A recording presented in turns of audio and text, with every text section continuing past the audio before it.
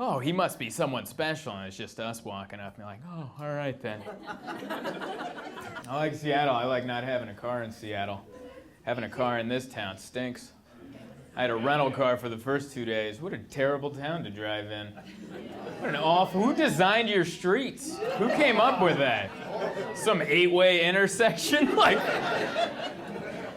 Who the fuck? I pulled up to intersections where my GPS is like, I don't, your call, buddy. I don't know what to tell you. You figure that. You pick a Yesler and get on it because there's 18 of them. It's almost like they designed the buildings first. Like they built the town, and at the end, someone was like, oh, streets! We forgot streets! Damn it! Well, just put them where you can, I guess. Fill them in where you can, I think is the best. It's good. I'm glad to be here. Last week I was in Vegas. 7 days in Vegas, that's too many days. Yeah, I was there for 7 days. Vegas is a 2-day town. Absolutely. It's a 2-day, you go in the first night and you get hammered. You do all the drugs, drinking, kill a hooker or two, whatever you're into. Whatever you're into. First night, all out. Then the second night, no one even wants to be there the second night. You just kind of force yourself. You're like, all right, we paid for it, so. You ever see someone like really trying to rally on the second night? They have some 4-foot margarita strapped to their neck, and they're just, that is the saddest when someone's trying to force down just like a 3-gallon margarita.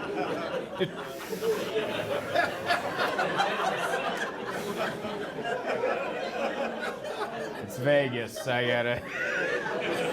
So sad. It's a 2-day town. Then that third morning you wake up and you're like, can we just go to church? Is there a church nearby? I gotta repent for some things. Can we? I don't feel good about it. I was performing at the MGM Grand, which is a beautiful hotel and casino, and they put me up in the towers, which there's the extra towers in the back. They tried to build condos back in the day, but it didn't work out. So they're part of the hotel, but they're in the back. And the rooms are awesome, but what they don't tell me, or at least they didn't tell me, is there's no parking structure. You have to valet your car, which is fine if you have a newer car and you don't mind showing it off to people. Then that's not an issue. That doesn't even cross your mind. You're like, yeah, we'll just valet it. What's the big deal? I drive a 2005 Honda Civic, so I had a really awkward conversation with the valet driver as soon as I got out of the car, and I'm like, listen, if you lock this thing, when you got to bring it back to me, look, you got to go through the passenger side.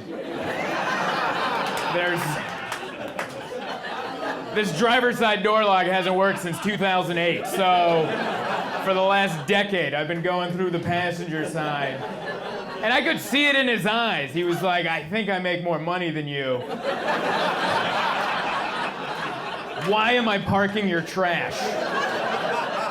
That took a little notch out of my soul. But the room made up for it. The room was awesome.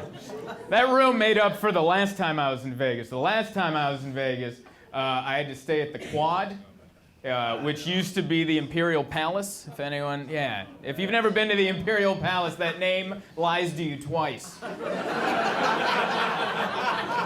It is not imperial. It's not considered a palace anywhere. You could put that hotel in like a third world country and people would be like, I'll just sleep in the mud hut.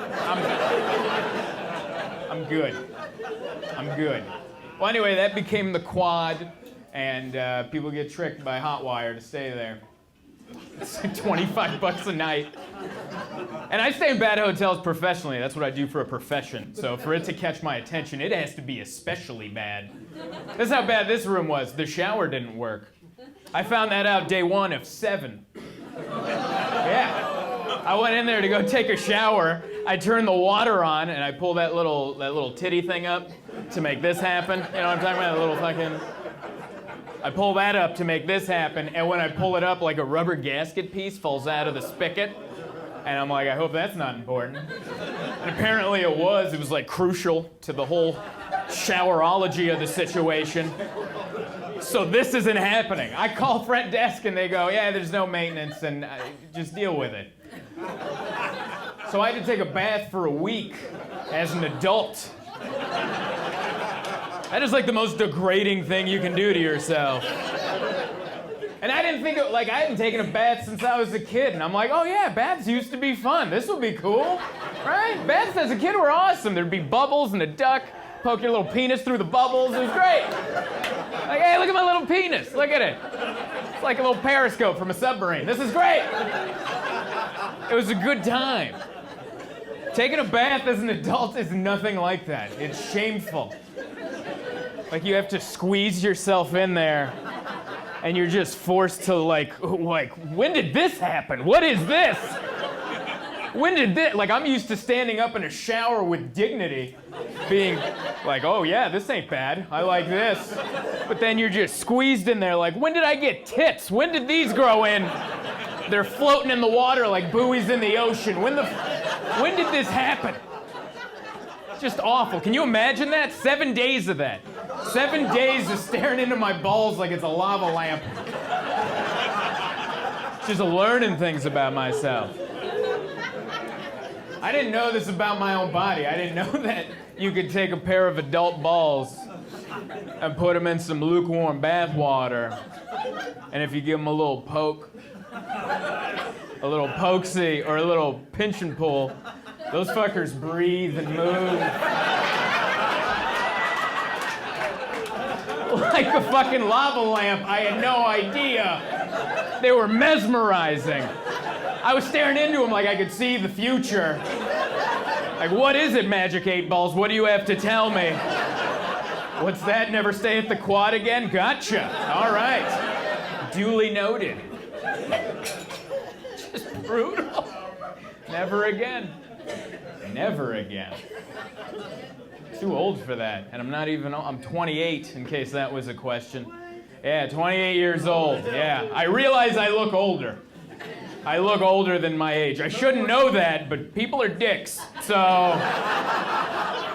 that's what I deal with. People are just assholes. Somehow it's socially acceptable to just tell me. Like, that doesn't happen to women. You'd be stabbed in the throat immediately. If you went up to a young lady and you were like, really? That's your age? Because I would have guessed Norther. Boom, right there. Ballpoint pen to the throat, you're bleeding out in the streets like a pig. But because I'm a man, you can just walk right up to my dumb face and go, 28? Good Lord. Really? Wow. Jesus, man. You look like you sold heroin in the 90s. You're looking rough. Which is awful because I wasn't selling heroin in the 90s. I was a child. Just a chubby kid wearing sweatpants. Pretty much harmless. That's what I grew up in because I grew up poor. I grew up in sweatpants. That's all I wore from the time I was born till like the 5th grade because my mom was smart. She realized kids are stupid. They don't really know anything about style. I can dress this kid in sweatpants every day for a year and it'll cost me like $12.99. This is awesome. So that was me every day, just sweatpants. I just have a different color every day. One day I'd be blue, just blue sweatpants, with a matching blue sweatshirt, because she didn't want me to look stupid. So every day I went into school just looking like a chubby crayon, just like, hey, I'm here to learn. Which way to the cool kids table? Oh, I'll find it, I'm sure. Just brutal. I haven't worn sweatpants since then because of the trauma. I don't need that in my life. But it's been enough time, like I thought I was at the mall and I'm like, maybe it's time I can go back to my sweatpant days, right? And I saw the sweatpants they're selling and it's not the ones I grew up with. They make these cool new sweatpants. They're very tight around the legs and the ankle. They're very tight, right? And then they're baggy in the crotch and the butt part. They don't even look like sweatpants, really. They look like you put on a sweatshirt as pants. It looks like someone put their legs through the sleeves. Like, there's no time. I got a bus to catch. Like, I can almost imagine the hoodie just bobbing in between their legs. Who designed that? Whoever designed that just saw a homeless man on his worst day. Like, I think I could sell that shit at the mall. Well, you did it. Look at you did it. Brutal. I don't like shopping anymore at the stores. I keep getting fatter. Every day I get fatter. Every day. Yesterday, not as fat as today. Tomorrow, I can't even imagine. It sucks. It doesn't happen overnight. It's not like, ooh, skinny, skinny, what? It sneaks up on you. You have like a good night, and then a good couple nights, then like 3 good nights, and then a whole week, and then 6 months later, you're like, oh, shit. I gotta get some sweatpants. I can't. That's when I realized that I was at an Urban Outfitters with my wife. I was at Urban Outfitters, and I was looking at their rack of pants, and I looked at the biggest size they had, and I looked at my wife, and I went, oh, I guess I ate my way out of an Urban Outfitters. I guess I can no longer be outfitted by the Urbans. I gotta move into the hills. I'm no longer welcome in the city. I gotta drag my fat ass into the mountains. Go buy my clothes at like a Bass Pro Shop or something. Excuse me, do you have some overalls you could pour me into? Perhaps camouflage? Excellent. Just awful. It can get worse. I was at an H&M, and they didn't have my pant size, but they had a size that shouldn't exist, which made me extra upset. So they didn't have my size, but they had a size 32-40. Who the fuck is that for? Who's that freak that's that much taller than they are? Who is that? Stomping in all legs. Excuse me, do you have 32-40s? Yeah, right this way, you freak. We got him over here. Why are we making that guy pants? That dude belongs in the circus. Wearing a bedazzled jumpsuit, tap dancing around Bengal tigers. Not at the malls like a regular. I always have a fear when I do that joke. I think some giant's gonna stand up in the back. Go, hey, and then stomp up all legs.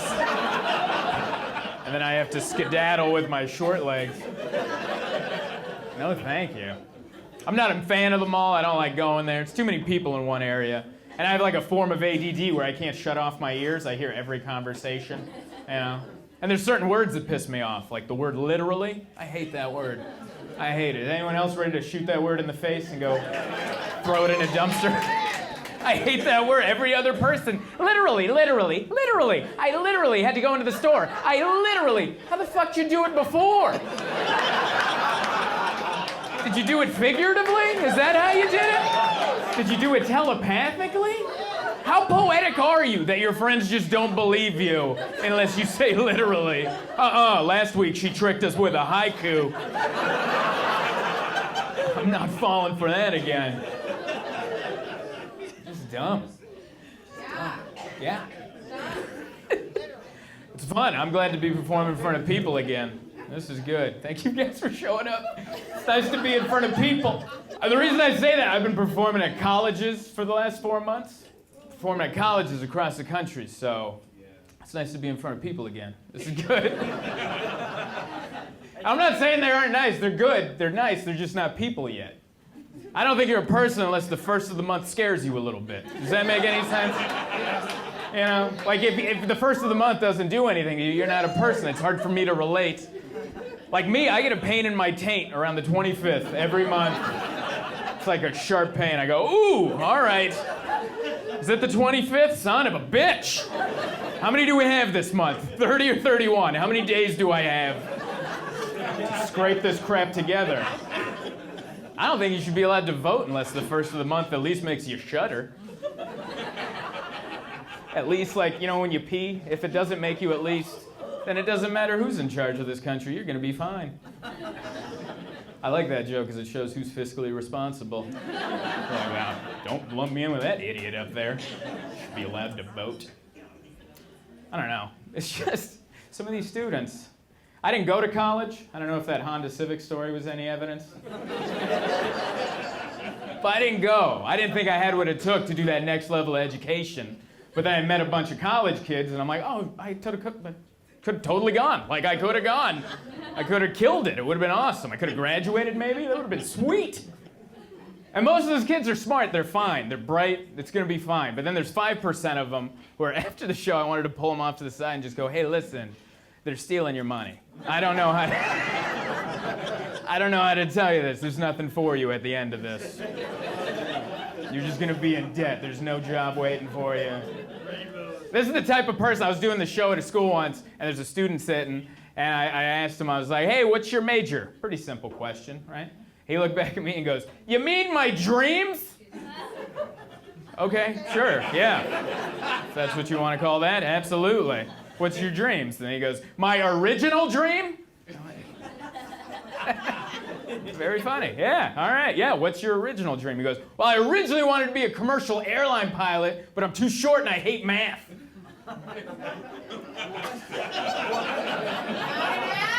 That's an answer? Are you kidding me? It was like his brain was just like, I don't know, throw out these words. He'll figure it out. You're too short to fly a commercial airline? I don't know the rules, but it's $1 billion flying machine. They don't have like a lever underneath the seat to scoot your ass forward so your foot's... It's $1 billion flying machine. The mirrors don't adjust at all, not even a little. It's 6'2" or nothing. That's just how it works.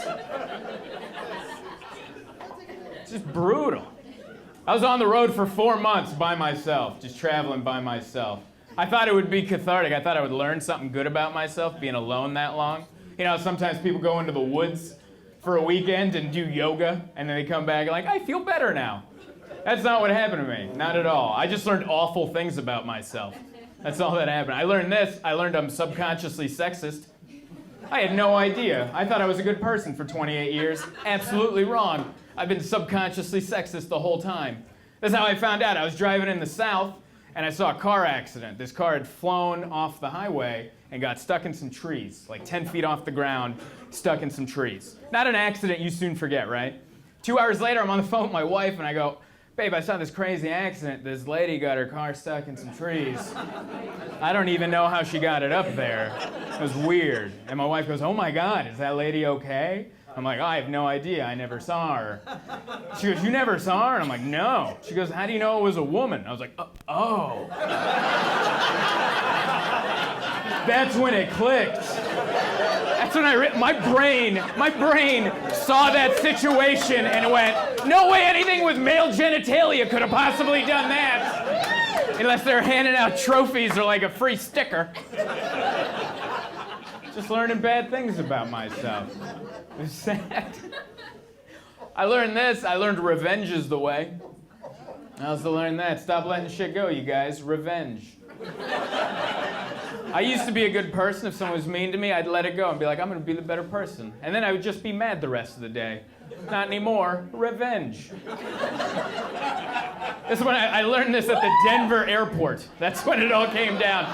I was at the Denver airport, and I was getting off a flight. And you know when you get off a flight, you're supposed to go row by row, because we're not a bunch of apes. We're not a bunch of animals. We live in a society. We have rules. You get off row by row. That's how it works. So anyway, it was my turn to get off the plane, and I'm coming from the window seat, so I'm coming out face first. I'm coming in like this.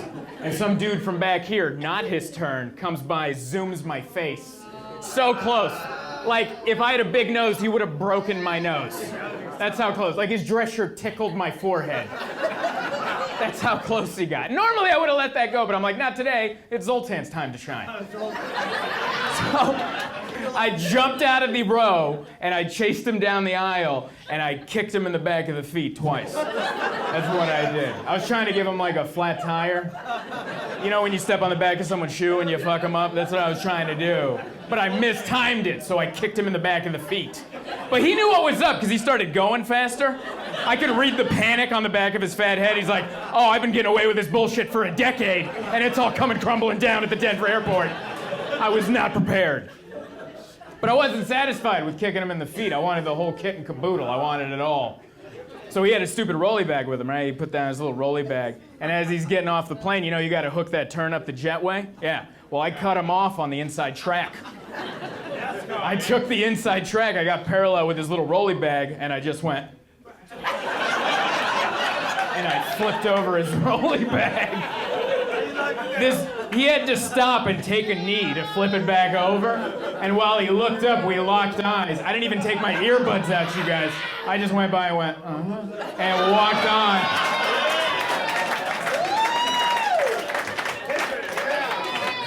I felt amazing for a week and a half. That's what I learned. Revenge is the way. Don't let shit go.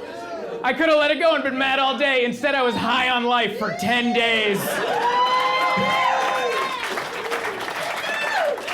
I feel like this is church, like I'm spreading the awful word of revenge. Turn the other cheek? No, turn his luggage over. That's all. What's the matter with you? It's just weird, all that traveling. It's scary out there when you're out there by yourself. I was returning a rental car once, like 3:30 in the morning, Kansas City, and they have a giant rental car return mall type thing, and there's nobody in there. The lights are on, but there's nobody in there, so I'm just walking through. I feel like I'm a part of like a Scooby-Doo mystery or something. It's terrifying. And then out of nowhere, this old security guard, he's old as dirt, like the oldest you could be. No offense, but he's like half past dead. Like, it's over soon. He pops out of nowhere, and we both kind of startle each other, and he looks at me and goes, "We're all alone." And I'm like, why would you say that? Oh my God, they pay you to say that? What is the matter with you? We're all alone. That's supposed to make me feel better? Like, oh, thank God. I thought there was a bunch of people hiding. This was a surprise party. Thankfully, you and me are all alone at the Kansas City airport. I didn't like traveling alone. I didn't like that. That was the bad thing that happened. I did have some good stuff happen. In October, I got married, which was perfect. Thank you. Thank you. A couple people. Thank you. Thank you. Some people clapping, some people like, I don't give a shit what that guy does. He tried to come in late. It's okay. I know you didn't mean it. Your heart wasn't in it. You were just trying to be polite. I appreciate it, though. I appreciate it. I got married. We had a beautiful ceremony in San Diego. I cried during the ceremony, which was, I didn't expect to, all right, but it just happened. I actually blame my wife for that, because the night before we're doing rehearsals, we're doing walkthroughs, and while we're doing walkthroughs, she goes, hey, tomorrow when you're up here, don't be a jackass, all right? Don't be up here hamming it up thinking this is one of your comedy shows. This is serious, all right? There's 20 grand on the line, all right? So take it seriously. And I'm like, all right, easy. Let's do this. So the next day, I'm standing there very serious. I'm like, all right, here we go. And I got caught up in the moment. At that moment, I realized everyone important in our lives was sitting there facing us, and they're all dressed up. And then my wife comes walking down the aisle, and she's gorgeous. Her father's walking her down. He looks the way he does. There's a dude off to the side playing acoustic guitar as they're coming down. And he's not playing like Metallica riffs. He's playing like butterfly kissy, like coffee shop bullshit. And it all wrapped up.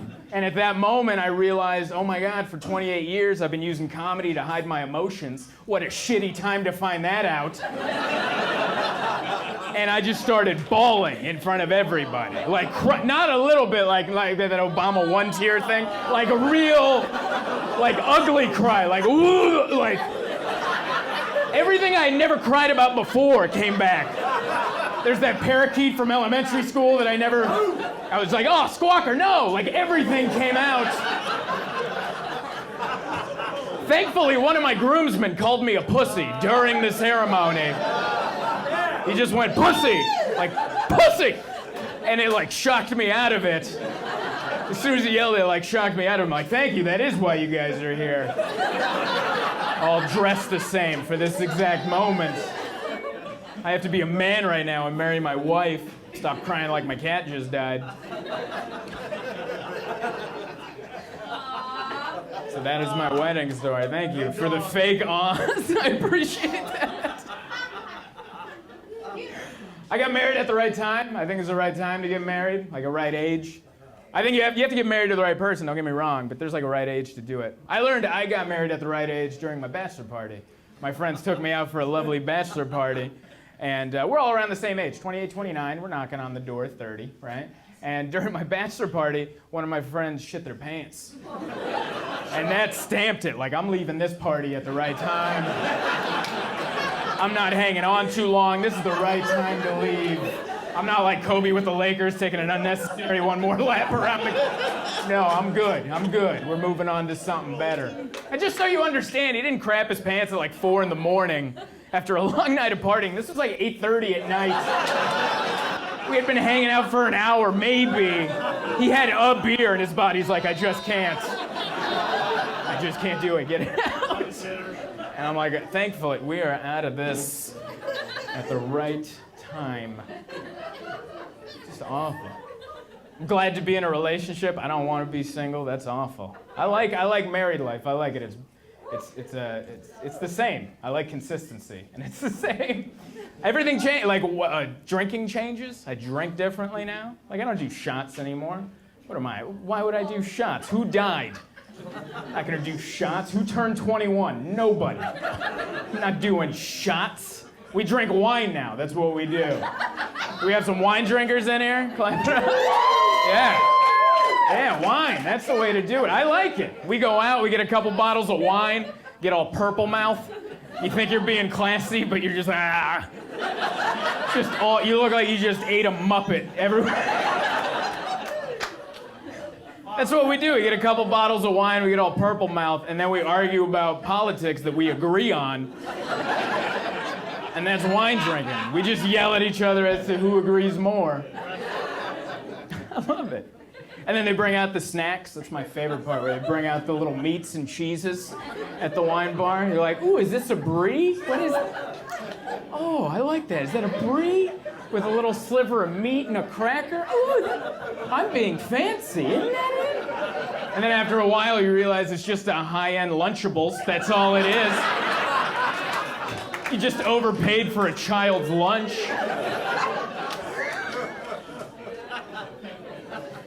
The worst. But I like wine drinking because it ends early. There's no 4 a.m. wine drinking. You're going to throw up full grapes if you do that. It ends early, 11:30. You get home. You got to go home. Go to bed. You have to, because the next day you got the fucking farmer's market to go to. Can't be hungover at the farmer's market. You got to be spry. You're going to be haggling with hippies wearing ropes for shoes. They're going to try to screw you on the kale. So you got to be spry. You're like, you're not messing with me today. I'm on it. I don't like the farmer's market. I can't believe we go. Just some dirty hippie shows up in a dirty van and pulls out dirty vegetables, and we're like, that's cleaner and healthier for you. Like, how? I was raised to stay away from that exact situation. But as long as it's overpriced kale, people are lining up like, yes, hell yes, bring that right this way. So scary. I don't like it. I live in San Diego. Thank you. 2 people. I appreciate it. I live in Hillcrest in San Diego. What's that? Go Hawks. Yeah, the season's over.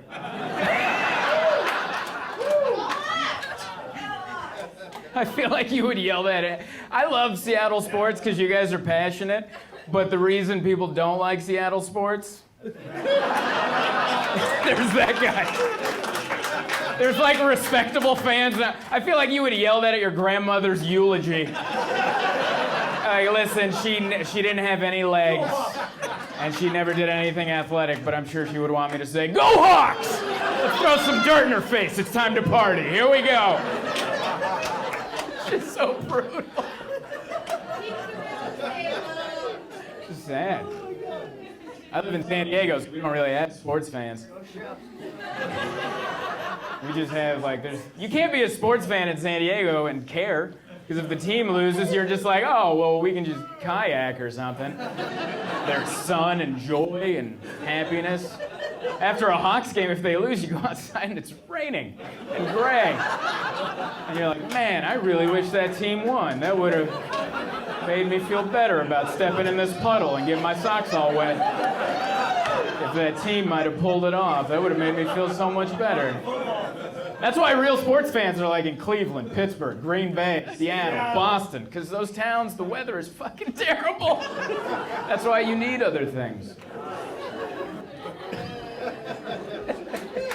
Thank you, one person.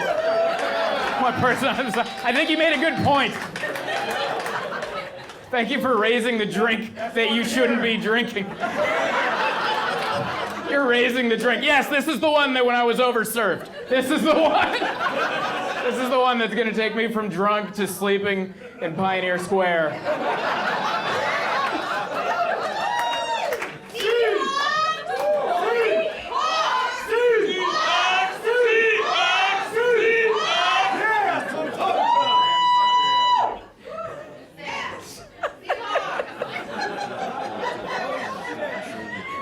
best part is only like 3 people joined you. Everyone else is like, fuck. Seahawks fans get drunk. Huh? Get drunk. What, you're just yelling, get drunk? That's what you interrupted the show for? Seahawks fans get drunk. Seahawks fans are drunk. There's 2 of you. And everyone else is like, we understand when football's not happening. You guys just walk around thinking everything's football. You guys probably see some crackheads hanging around like, oh, they're just huddling before the next play.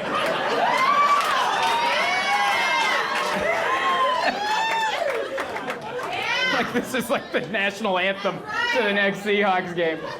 With every word, you sound dumber.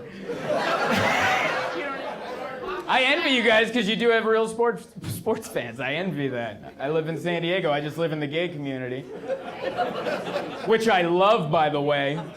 But they're not really on the sports fan side. That's not really what they're into. I love living in the gay community. I highly recommend it. It's the most fun. They have the best bars, best restaurants. It's the safest. Somehow it's always the safest. Anytime someone moves to a new town and they're like, where's the safe neighborhood? I go, find where the gay people are living.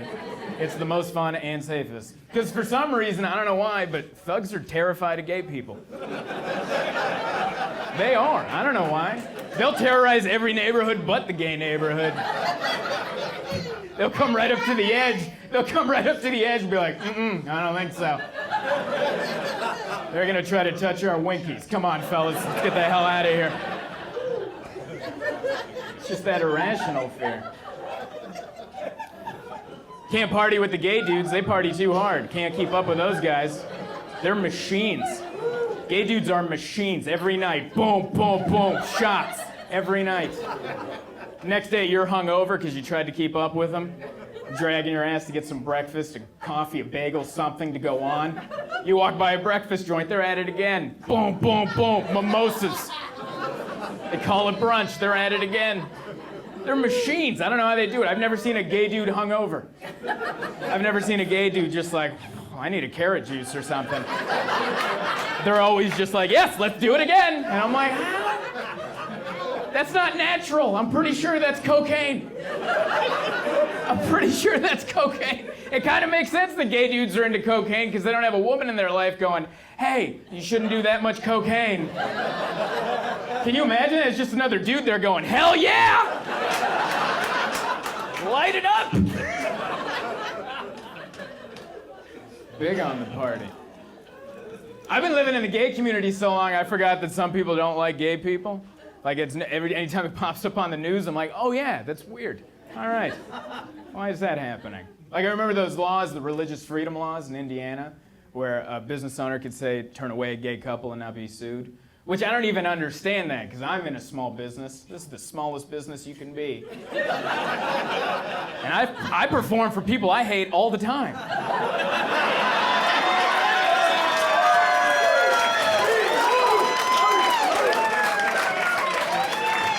You know why? Because the rent is still due. It doesn't matter if you like them or not. You gotta get paid. Like, the example they used was like a baker could turn away a gay couple if they didn't want to make the cake for their gay wedding. And I don't think that baker understands that it's the same fucking cake.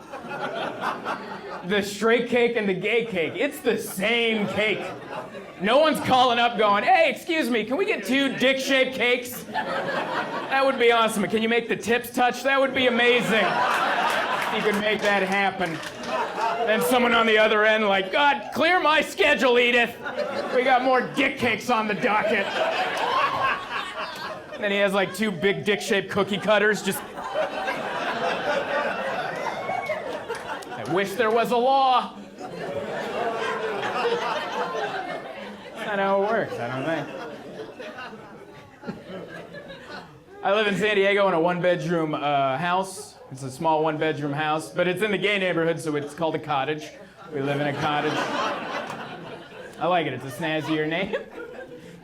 It's a 1-bedroom cottage. We have a glass front door, which is a little weird. It's a wood frame, but it's all glass on the inside.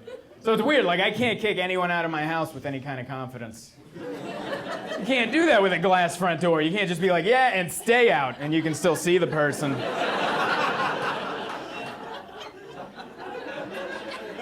I wish that was solid. It's just awkward. We've been living there for over a year. I remember when we first moved in, like 2 weeks into staying there, late at night, there was like a noise in the kitchen. Something happened. Like arose such a clatter in the kitchen. Something happened. There was a ruckus in the kitchen room. And my wife elbowed me in the ribs and said, hey, there's a noise. And you know what you have to do as a man in that situation? You have to get up and you have to, possibly get murdered. That's what you have to do. That's what you have to do because you're in love. Because you're in love. That is the contract you signed. I don't understand the rule either. I think it's a stupid rule. I don't like it. I don't know why we both can't lay in bed and call the cops. I think that'd be better. It could be like a team building activity. Put it on speakerphone, just like together. Help! There's a noise in the kitchen. We don't know what it is. But that's not what I did because I'm a man that's in love. My wife elbowed me. She says there's a noise, and I'm like, I'm on it. So it's 2 in the morning. I just woke up. I wear contact lenses, by the way. They're not in. So I can't see, and I just woke up. And I'm like, I'm on it. So I sneak around the bed, and I go to the doorway, and I'm like, hello? Hello? You ever wish you could have a redo in life? That's one where I wish I could have a redo. Maybe something a little more guttural, a little more intimidating. More like, hello. Welcome to Hell House. But that's not what I did. Apparently, I'm very polite when you wake me up at 2 in the morning. I just went, hello? This is a private residence. I don't know if you accidentally walked through my glass front door, but I'm supposed to separate public from private. So embarrassing. It ended up being nothing. It ended up just being my cat being a cat. Like, that's what the noise was. My cat was being a cat at 2 a.m. and making noise and scaring everybody. But anyway, the next day I told that story to a friend of mine, and he goes, you should get a gun. And I'm like, yeah, that would have helped. That would have made that a lot better. Just, hello? Who there? I don't know if you can tell by looking at me, I'm not like a gunsmith. I don't know if that's the word for it. But if anyone's picturing me just twirling a gun in my free time, that's not what I do. I shot a gun once in my life. Once in my life. I was in Billings, Montana. At a comedy competition in Billings, Montana. And on one of the off days, they took 26 comedians to a gun range as like a fun activity to go do. So there's 26 comedians, and there's real guns. There's like AK-47s, AR-15s, real guns. And it was terrifying because there wasn't that many rules. I thought there would be more rules, but there's just one guy with camouflage pants, and he was just like, yeah, have fun. And I'm like, wow, really? And we're just standing there holding these machine guns, terrified, and he's looking at us like, you've played Call of Duty, get after it. And we're like, all right, here we go. I was so scared because my only experience with a gun is watching Rambo movies as a child. And remember Rambo would be shirtless and oiled up, and he'd be barely holding on to that gun, and he's shooting at the fucking commies, right? And I'm like, I don't have any of those muscles. What if I like try to shoot, but I don't have the muscles to hold it there, and I just go, oh no, I think I just won the comedy competition. But I did get to shoot a gun. I highly recommend it. If you've never shot a gun, just do it once in your life, because it is life-changing. I shot it once, and I'm like, oh, I want that. After one shot, I'm like, I want that. Like I think my dick grew 3 inches. I could feel it, like when the Grinch's heart grows 3 sizes. That happened with my penis after one shot. I'm like, oh, I want this. I want a pickup truck with big dumb wheels. Fuck this Honda Civic. I want a big dumb lifted truck with like nuts hanging off the back. And I want to have a flag of some army that lost 200 years ago. Like, I want the whole thing. I want the whole kit and caboodle. But then I thought about it. Like, I'm like, you can't have a gun. So I was looking it up. I was like, oh, I could totally buy one. And then I'm like, you can't have one. You're an idiot. You can't have a gun. You're stupid. You're going to do something dumb. I know me. I'll be like the first day, I'll be taking irresponsible selfies. Just...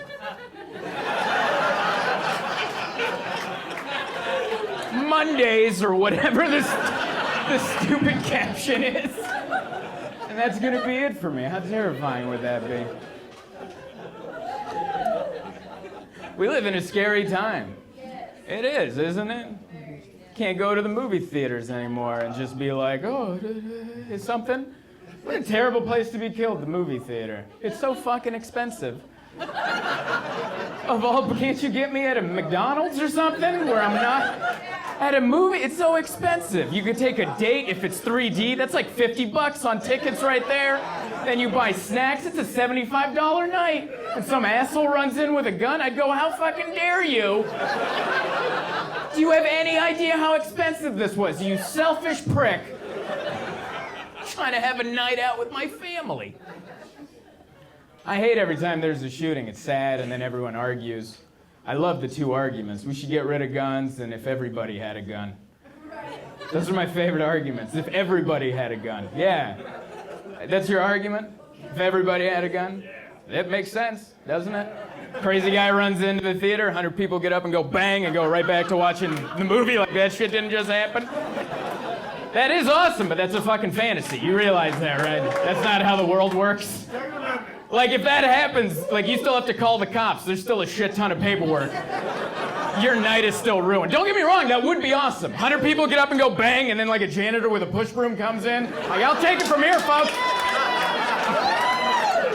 That would be awesome. It's just not reality. I guess it's as good a time as any to tell you I'm obviously a cat person.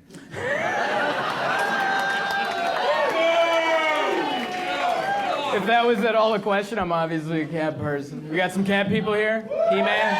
No, not a cat person. Some here in the corner. How many cats do you have? You were, and he was nodding his head like, no, fuck no. How does that work? You hate her cats? What, are you allergic? Are you allergic to cats? No? You're just hateful? You're just hateful? What is it, you like dogs? You don't like dogs either. What is, all right, are you a sociopath? Like, what? A little bit? That's creepy. Some people pick like cats or dogs. I like both. I just vibe better with a cat. That's the only difference. Like dogs to me are too much in your face, like an annoying friend. You know what I mean? Just in your business, like, hey, what's up, man? Yeah, we should go out. You want to go out? We should totally go out. Let's do it. And you're like, not right now. Get the hell out of here. All right, it's been a second. I'm back. You want to go out? Let's do it, man. It's going to be fun. I know a tree. That's why I like cats. Cats are more like, hey, what are you up to? Never mind, just remembered I don't care. I'll be over here. I'll be in the kitchen. We'll meet later. So that's what we have. We have a cat. We got her from the pound. It's great. My wife, she gets like a new hobby every 6 months. Right now it's special needs animals. You guys know what special needs animals are? Yeah. They're like animals that they have special needs. It's right there in the name of it. They have, a lot of them have like pages on Facebook. They have like pages. And my wife stares at them all day and cries. That's what she does for fun. She just cries all day. And a lot of times I'll come home and she's just on the computer just like, oh my God. And being a guy, I always think it's something I did. I'm like, oh, did I not clear the browser history? What's happening? Do I have to explain something? What's going on? And then she turned it and she goes, no, and it was Oscar the blind cat. It was this cat that was born without any eyes, and they post pictures every day of Oscar to make my wife cry. And she loves it. Every day they post a photo, like, here's Oscar sleeping. Here's Oscar awake. It's the same photo. He doesn't have any eyes. I don't know why they keep posting new photos. For all I know, they're using the same photo and just changing the background. One day they'll put some with like palm trees in the back. Here's Oscar in Hawaii. Selfie. Just brutal. Just absolutely brutal. But my wife, she's so into it, she turned to me and she goes, I want a special needs animal. And I'm like, but we have a cat. And she's like, yeah, but I want like a messed up one. And I'm like, whoa, I don't think you can ask for that. Because I don't know where to get that. What do? You go to the pound and be like, what do you have in the back? Do you have something in the back? Do you have like a 3-legged dog or like a cat with autism? What do you have in the back? I gotta find something. Because if you don't have anything, I'm gonna have to catch my cat at the top of a staircase and nudge it. Not because I'm a dick, but because I'm an amazing husband that makes things happen. Like, here you go, baby. She has a limp now. Here's the camera. Have fun on Facebook. I wouldn't do that. I love that little cat. I realized we got health insurance. I finally got insured in my life. This is when I realized we needed health insurance. Last year, everyone in my house got sick. My wife, myself, and the cat. And out of the 3 of us, only the cat got to go to the doctor. That's when I realized we are doing this wrong. Absolutely wrong. And you know, if you have a pet and you got to take it to the vet, it's $1 million every time. It's never not $1 million. At least they act like they care, though, don't they? The vet comes in, he does this bullshit on her back. You ever say, what is this? What day of veterinary school was this? Oh, I see what's going on here. This is all he did, by the way. He went this. He went like this. I'm like, watch it. And he's all right, I'm sorry, back up here. Anyway, oh, I see what's going on. Let me put together a little treatment plan for little Jessica. I'll be right back. He leaves. The treatment plan doesn't come back. All right, he doesn't come back, but the treatment plan does. But he doesn't come back. He comes back with like this big-titted nurse closer, as I like to call her. They throw down the treatment plan. I look at the bottom, $500. $500. I paid $30 for this cat, you guys. You understand how much nonsense that makes? That's like if you bought a brand new car for 20 grand, and then 2 years later you're at the mechanic and they're like, that's gonna be $85,000. You're like, how? That's what I was doing at the vet. I'm like, 500, how? I have $30 in cat parts here. How is it 500? What does your calculator look like? I want to see this. But the good thing about a pet, like at the vet, you can knock down, you can be like, all right, honestly, we don't need all of this, right? She doesn't need an air freshener. Like, what can we knock off? How much to wear when we get home? It's not dead. How much for the bar basic? And they did it. They knocked it down to like $50, and now I have an $80 cat. So it's perfect. That's why I always think pets, it's always going to be better to have pets than children. Because no matter how sick your pet gets, there's that underlining option to just put him down and get another one. I'm not saying I would do that with a child. I'm just saying that's not even open to you as an option as a parent. You can't do that if your kid breaks his arm. You can't be at the hospital like, oh boy. Don't look him in the eyes. Just don't look him in the eyes. Easy. Just wait in the car. I'll take care of this. Hey, Doc, sidebar. Let me just talk. Hypothetically.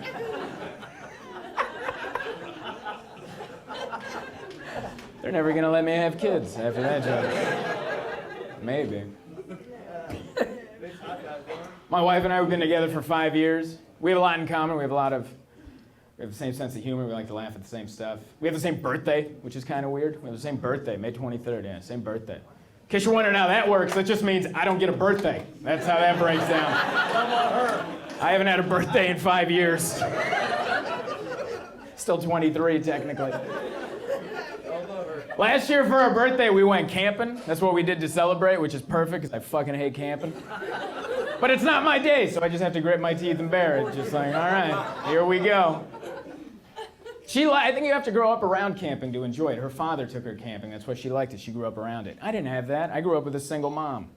You don't go camping with a single mom. That's weird. If I came home after school on a Friday and she's like, hey, we're going to go sleep outside under this tarp, I'd be like, did you lose your fucking job? What is happening? This is not okay. We have to be in shelter. I will call services on you. But we ended up going camping because my wife just told me that I liked it. That's how that worked out. She's like, no, you're going to like it. I'm like, I'm pretty sure I know what I hate. And she's like, no, you're going to like it. It's going to be great. We're going to be out there in the middle of nowhere for a week. Isn't that awesome? Can't wash your hands properly? Isn't that great? They're always gonna be that weird sticky kind of dirty. There's gonna be stickiness to it. Yeah. And you wear contact lenses. Isn't that awesome? Get to take your contact lenses out with your sticky, dumb, dirty, fat fingers. Isn't that relaxing? Don't worry, you don't have to poop in the woods. That's what she told me. Don't worry, you don't have to shit in the woods. This campsite has a structure. There's a bathroom. You can go poopsie in there. But don't worry, all the bugs from the outside will be inside the bathroom with you. Isn't that awesome? Just sitting on the toilet on your tippy toes while there's like a parade of tarantulas going under your heels. Oh, happy birthday to me. I don't like camping because there's nothing to do. You just sit around a campfire getting drunk, pretending to get deep with your friends, but really no one has shit to say. It's because at home you have cable and internet and iPads and it's entertainment, and you're just staring at a flame going,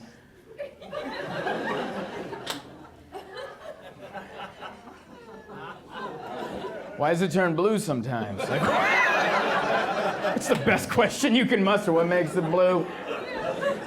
What a terrible place to get drunk, the woods. Because then you get drunk, you gotta go tinkle. The bathroom's too far away. So you just walk into the wilderness. You just walk away from the only place illuminated. And you walk into the pitch darkness of the woods. And then when you can't see anything, you pull your dick out. Isn't that terrifying? It's just wilderness. You hear like an owl go by, you're like, what was that? What the fuck was that, a velociraptor? What was that?